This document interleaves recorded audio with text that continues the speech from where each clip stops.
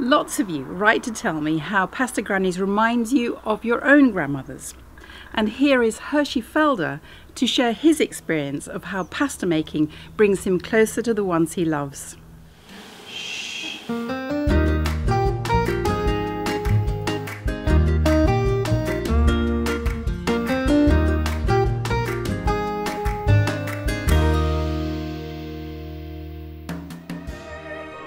Hershey Felder is a classical pianist, actor, activist and producer.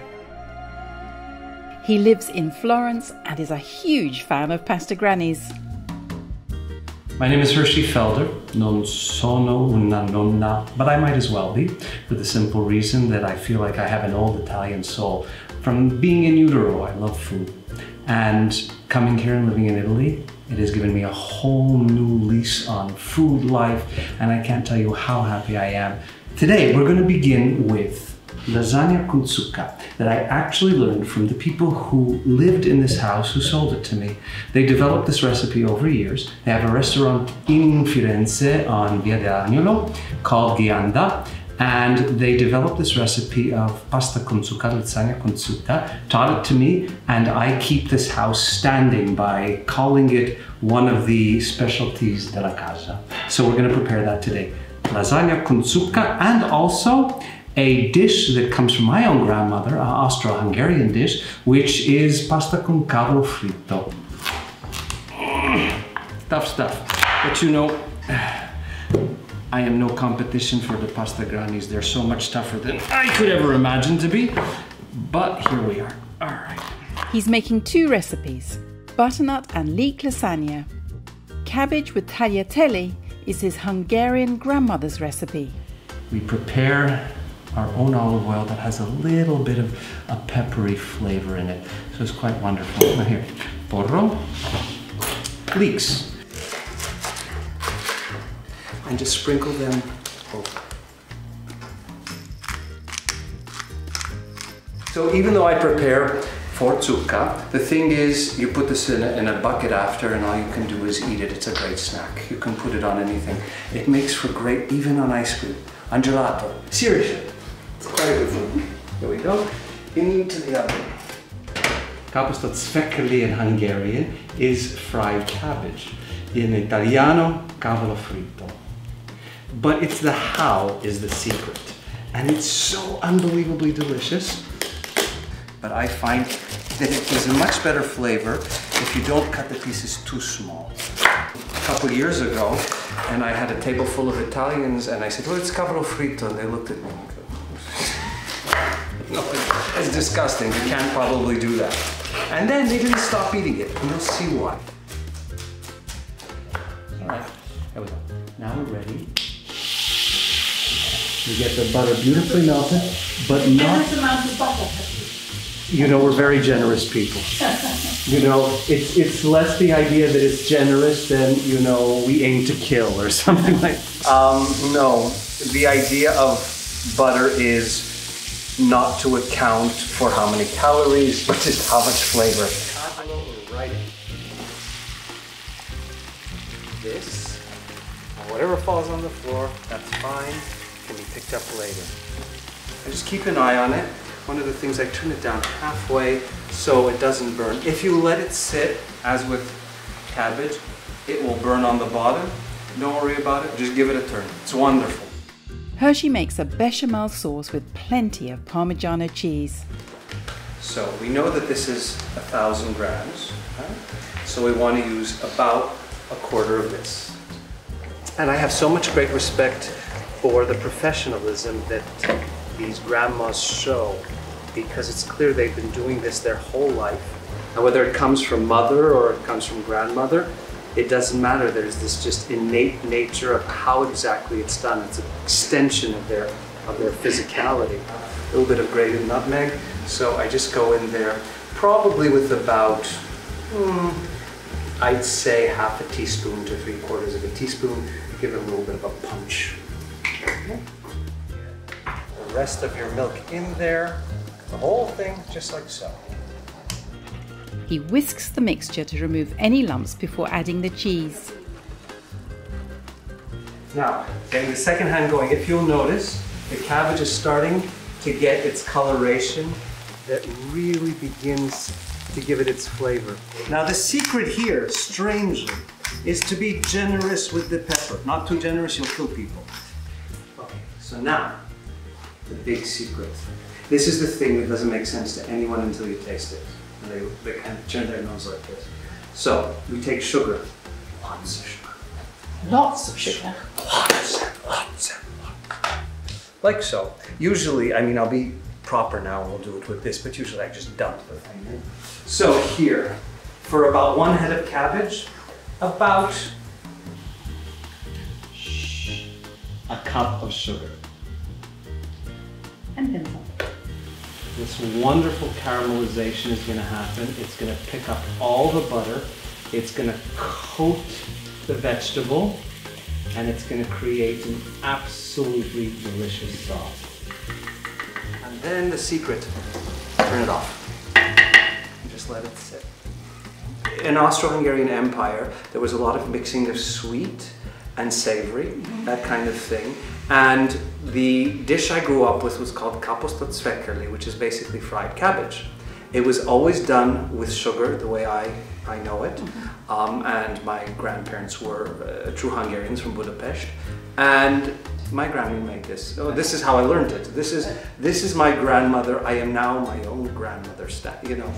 And my grandmother used to make buckets of this, so she made 5-6 kávol at once, and then put them in little jars like you would for jam or whatever, freeze them, and then if you were sad or you had company or whatever, you took it out 2 hours before and you just fried it up again with a little bit of oil or a little bit of butter, and you prepared your noodles, and it was a great meal that you could eat at any time.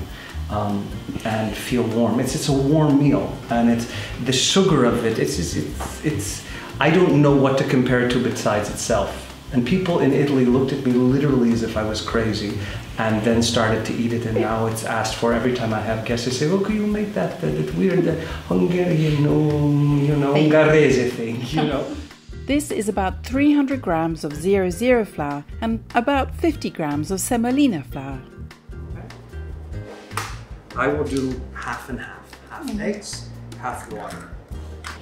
Scramble a little bit. Oh, it's so nice.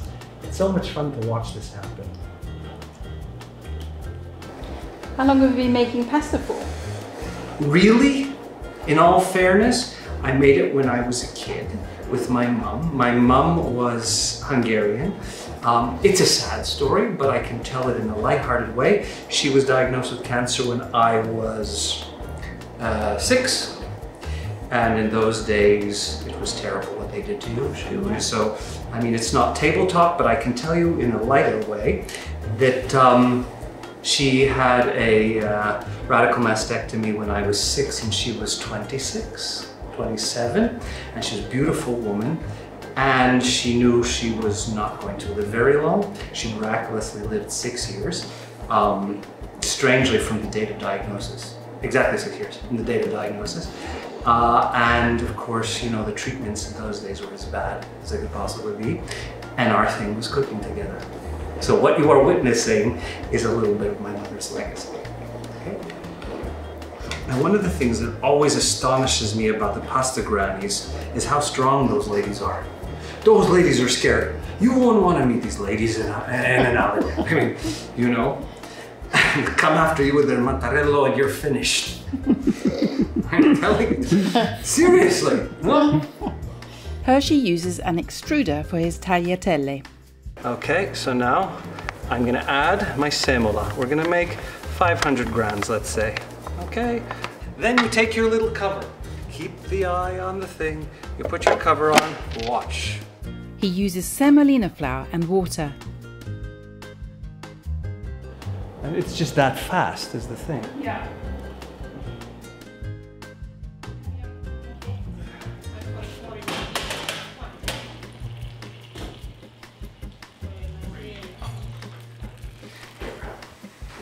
One bowl like this, a nice scoop of this for the queen.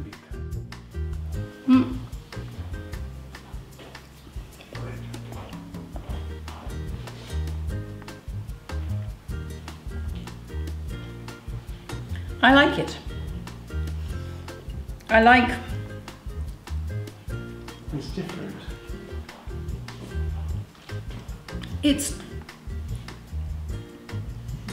this thing that happens where we've been to Friuli recently, and they're not concerned about the difference between sweet and savoury. Right.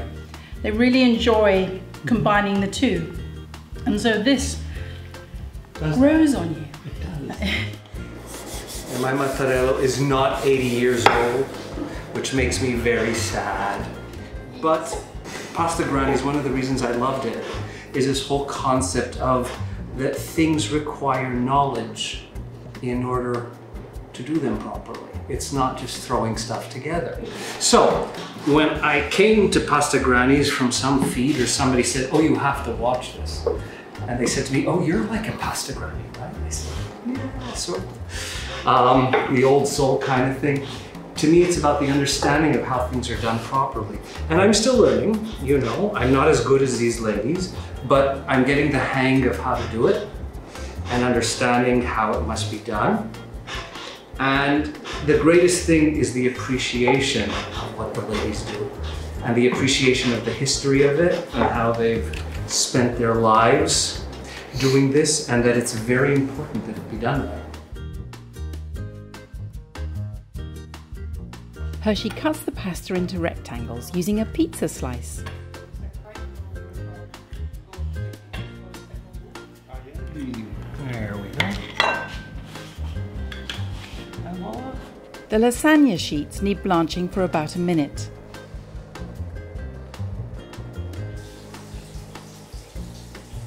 I love cooking for other people, quite a bit less for myself. All right, so for me, nice big batch of bechamel to begin. Spilling all over the place otherwise. Oh, my kitchen. Okay.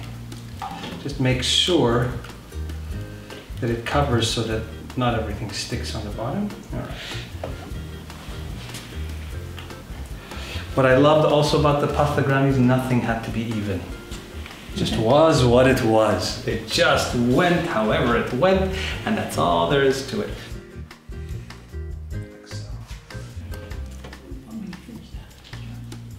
The smell of the butternut squash. And not too much, because it's quite flavorful. And I'm a big cheese fiend, so it's a package a layer. This is grated mozzarella. Otherwise, what's the point? You know, many of the Pasta Grannies, they do 7 gorgeous layers of noodles. I do 3. It's thick, you know, it is what it is. There we go. Hershey finishes it with a sprinkling of Parmigiano. Till it's golden brown on top. While the lasagna bakes, we visit Hershey's studio.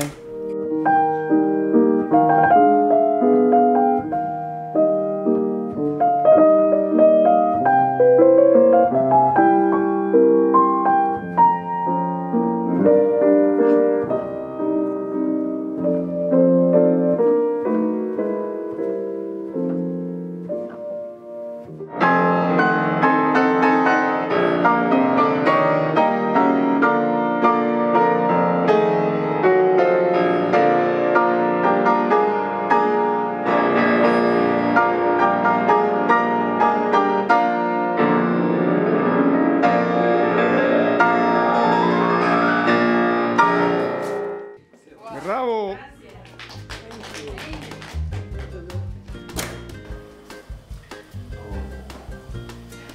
That's exciting. You know, very few things in life are exciting.